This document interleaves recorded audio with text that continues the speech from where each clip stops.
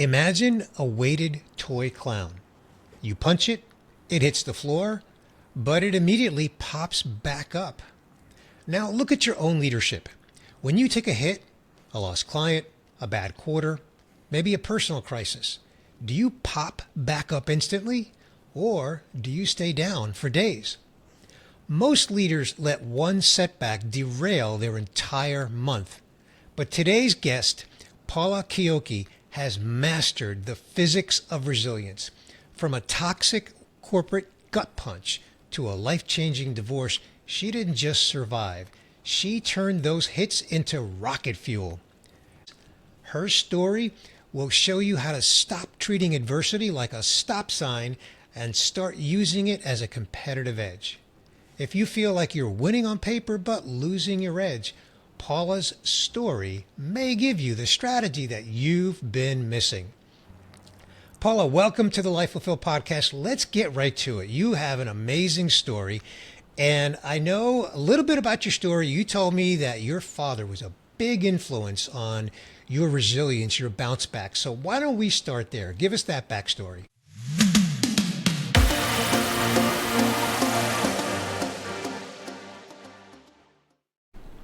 Well, Bernie, thanks for having me. I've known you for a while, and I appreciate the invite to be on your podcast. Yes, my father was a big influence in my life from the time I was a very little girl. I was taught to do the best I could do every day by my father, and to look in the mirror at night and say, I did the best I could do every day.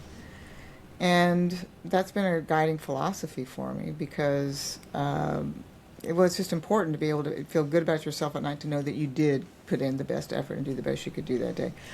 But the other thing is that him being military, we was pretty strict in our household. So, and I can remember as a kid, if you try to come forward and say, this is why I screwed up or how I made the mistake, it was always no excuse. So for me, that no excuse went to no excuse for me not to get something done, or for me to solve a problem, or for me to power through whatever the issue is, because I have a firm belief that in business, even when there's a problem or you make a mistake with a client or what have you, there's always a fix and a workaround. And that's your job as a leader, to figure out what those are, to make the client happy and just to fix whatever the problem is. Now, I know that you've had challenges along the way. Of course, many of us have, but, you've had your individual problems. As I said in the introduction, you've had some corporate toxicity, you've had a divorce. And so how have you reframed those challenges into success and opportunity? Well, corporate toxicity in the workplace is never fun. It actually ended up being the best thing that ever happened to me. And I say that because when I was a teenager, what I told my parents was that I was going to start a business and be a business owner one day when I was like 13. And then I went the corporate route, and I probably would still be there today if the toxicity didn't happen, because that's what pushed me out. And then it was like, okay, why don't you go do what you really wanted to do anyway? And so, no, it didn't feel good when you go through it, but in retrospect, I'm glad it happened, because now I'm doing what I really always wanted to do. So you've been an entrepreneur for how long now? Since 1998. It's a few decades, yeah. Now, I know that, I've not been through a divorce, but I know many people who have. And, you mentioned in your prep call that your divorce, while not a fun experience for anybody, it also was sort of a catalyst for you. So maybe you can elaborate on that.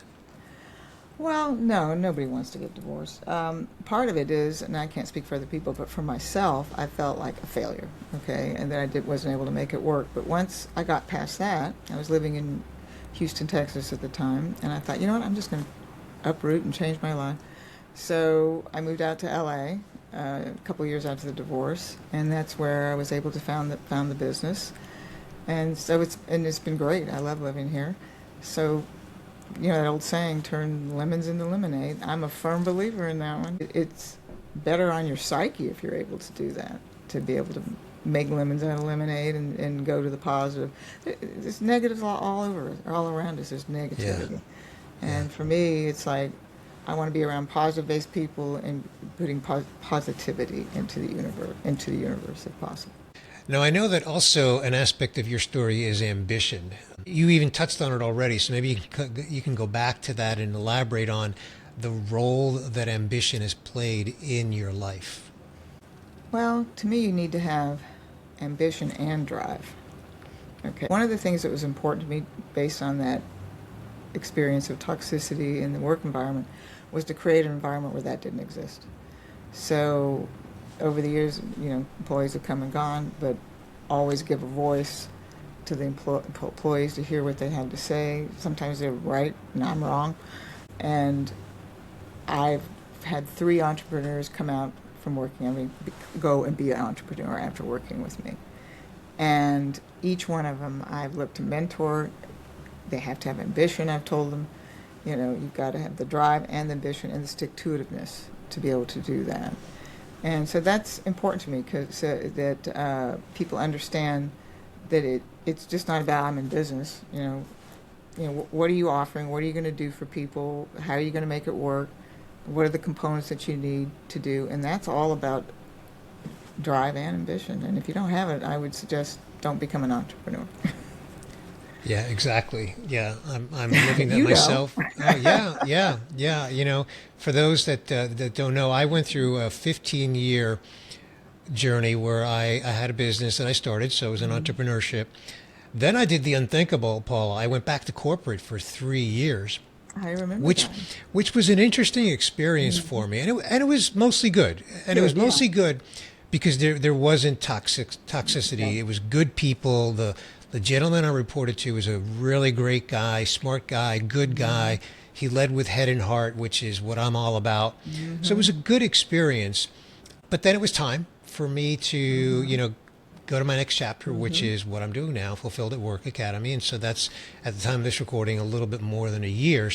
Which is also fulfilling you, right?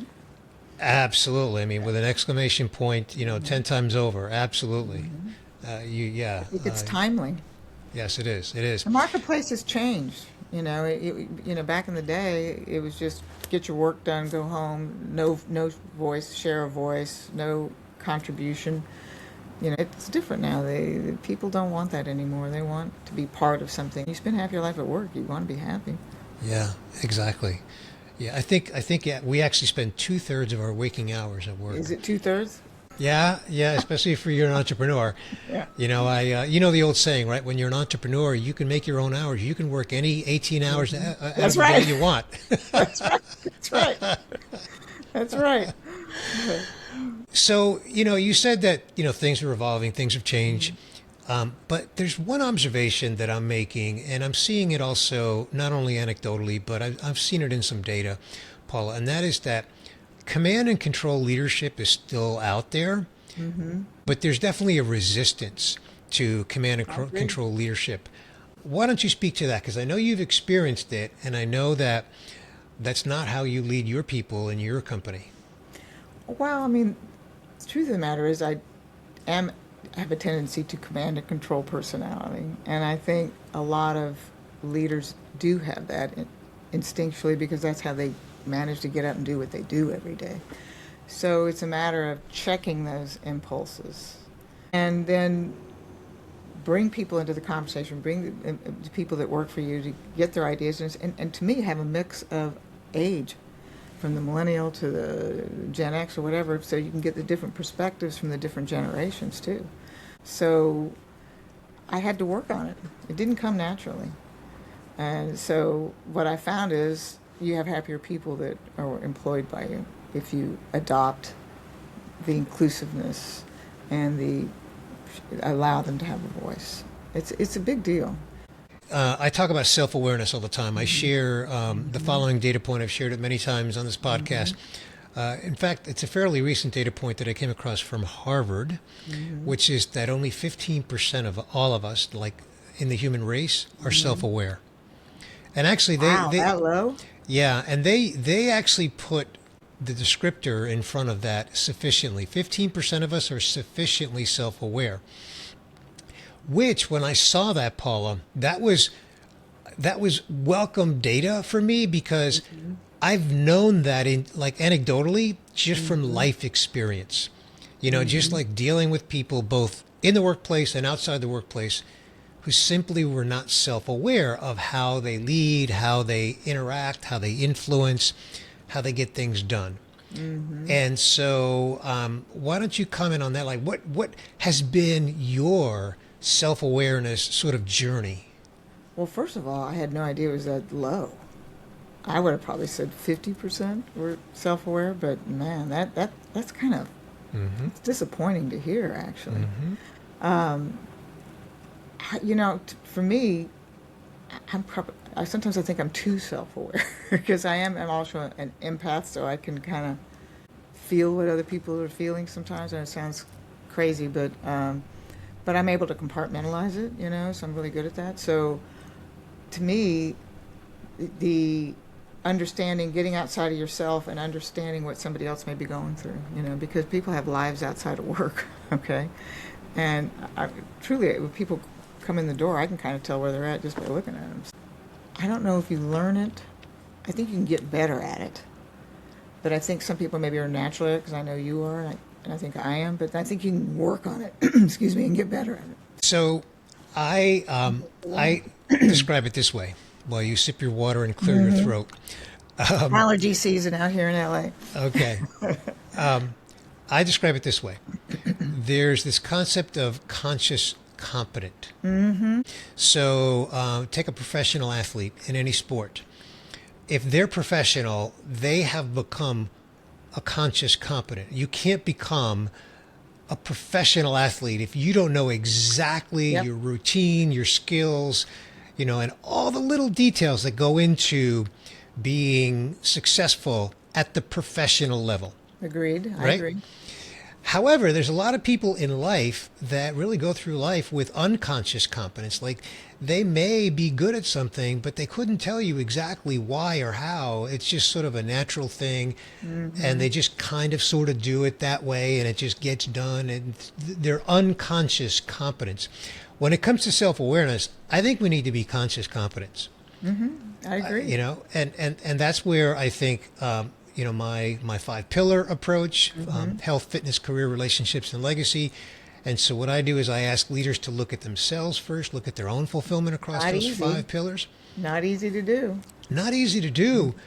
But what it does, Paula, is if I go through that exercise and then as a result of that exercise, I become self-aware of where I'm fulfilled and where I'm not fulfilled, what that does for me as a leader is I can look at my people and say, they're going through their own version of the same journey I'm going through. Their details are unique to them, but at least I'm aware that they're going through the same journey. Yep, for sure. And then make some allowances for that, because we are human beings. We're not machines or robots. And I would say that some people probably think I don't do it the right way, being like that, but I think it is the right way, and hence I have people stay with me a long time. I think they know that I genuinely care about them, and that they want the best for them. And then if they are going through a period of time, I'm available, if need be. Not a therapist or anything like that, but if somebody needs the time off or something like that, whatever. If there's challenges, to respect that. Now, as a leader, I don't feel like I have the same. I don't get accorded the same. That I have to be on, because you are the leader. I mean, you signed on to be the leader. Yeah.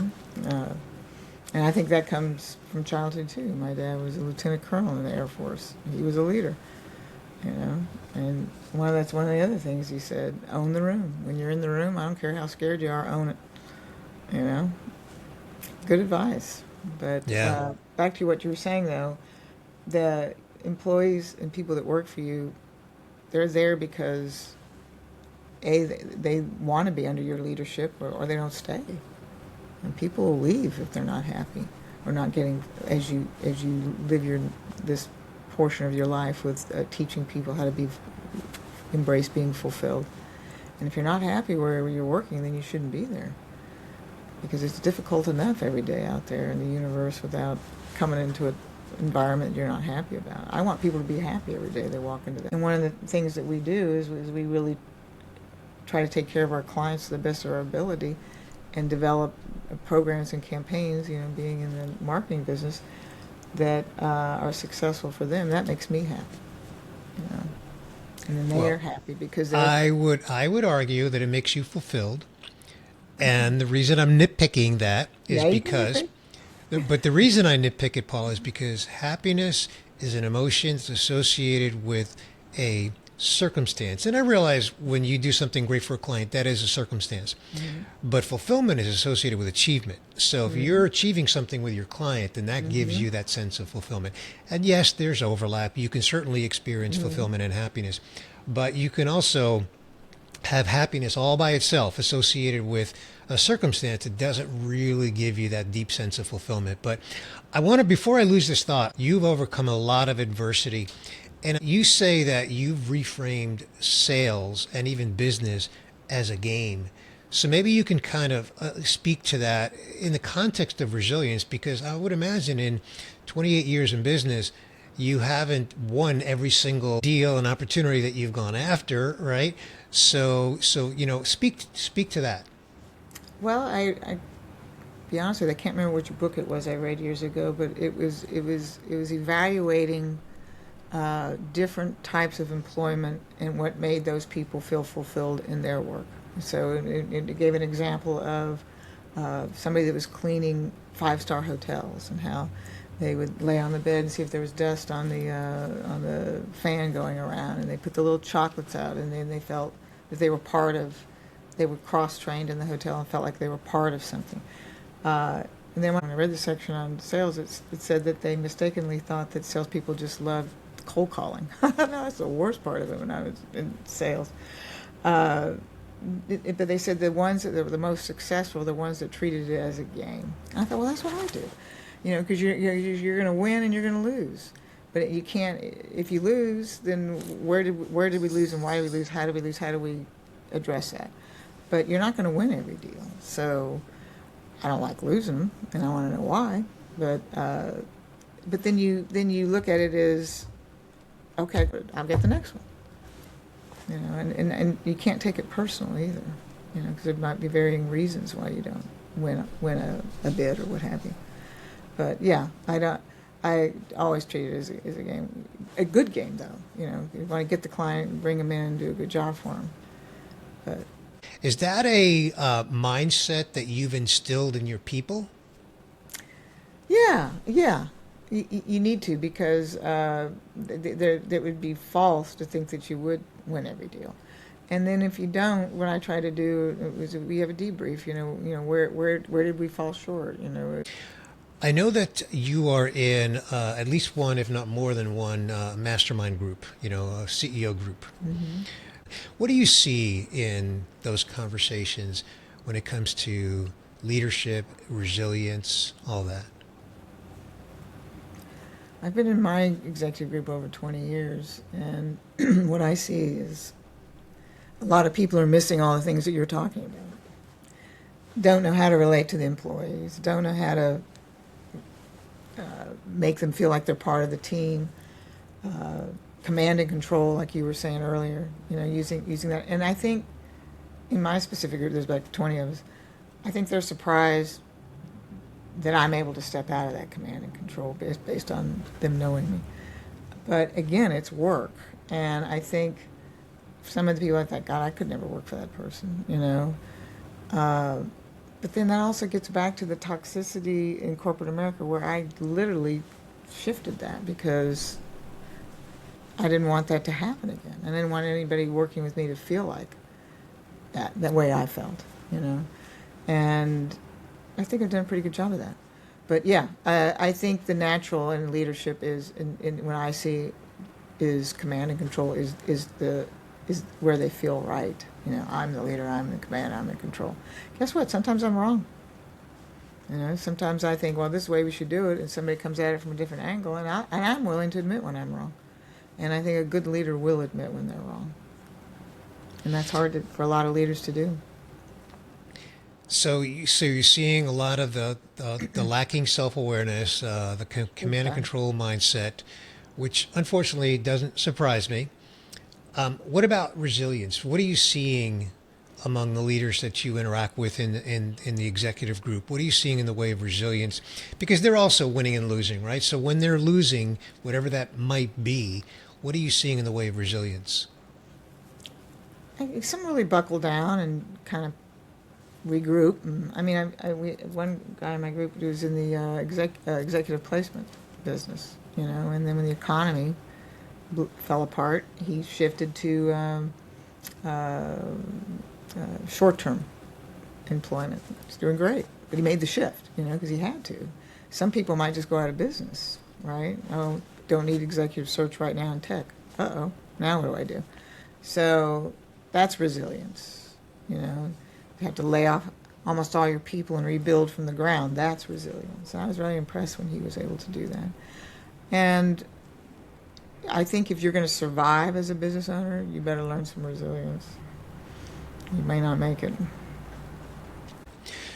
So, what I love about your story, Paula, is that it touches almost all the pillars. I mean, we haven't talked about fitness, but I mean, health. I always say health is both physical and mental. Mm-hmm. So a lot of what you discuss here really is about sort of the mental game of life, not just in business, but of life. A lot of what we talked about, of course, is career related. You had your corporate career, and then the last 28 or so years, your own business, running a marketing company. But then also relationships. I mean, you can't be successful doing what you're doing, which you have been, without having solid relationships in your own network. Company, and as well as your network, as you said. And then the last one is legacy. How much do you think about legacy? Yeah, that's one I hadn't really thought a lot about. Okay. I probably should start thinking about it. Well, here's what I encourage you to think about, Paula. And legacy is not just how do you want to be remembered one day after you're gone, because some people would say that's a morbid thought, even though it's just reality. Life. Yeah, reality, yeah. But I say legacy is today. Like, what's the impact that you can have on people today? And from what I know of you, you're already having a legacy impact just based on how you lead your people. Well, I like the way that you frame that, because I always think of a legacy as after you're gone. What mark did you leave, if any? So I appreciate that. I like that. There you go. There you go. There you go.